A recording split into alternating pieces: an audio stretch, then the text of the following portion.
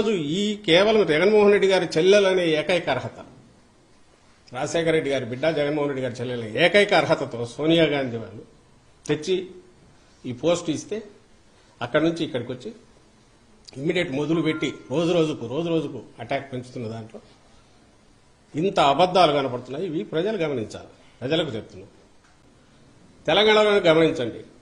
ఆమె అంత చేస్తే జగన్మోహన్ రెడ్డి గారు అన్నవి మాత్రమే హైలైట్ చేస్తారు. ఆఖరున కాంగ్రెస్ ఆమెను పొత్తు పెట్టుకోమని గాని, నువ్వు పోటీ పెట్టొద్దని గాని ఆమెను వచ్చి రిక్వెస్ట్ చేసింది లేదు. కనీసం సెకండ్ రంగ్ థర్డ్ రంగ్ లీడర్స్ అయినా ఆమెంతటా ఆమె స్వచ్ఛందంగా అనౌన్స్ చేసుకున్నారు. రిజల్ట్ వచ్చినాక అమ్మా నువ్వు చేసినందువల్ల మాకేదో ఇంత మేలు జరిగిందని ఎవరైనా థ్యాంక్స్ చెప్పారా? అసలు తెలంగాణలో ఇర్రెలవెంట్ ఎందుకయింది? ఆ రోజు అక్కడ మొదలు పెట్టిన తిట్లు అందరికీ పడినట్టున్నాయి. ఆఖరికి ఇంక్లూడింగ్ ఆ కాంగ్రెస్ తిట్టారు. లాస్ట్లో అదే కాంగ్రెస్ దీనికి ఇదే.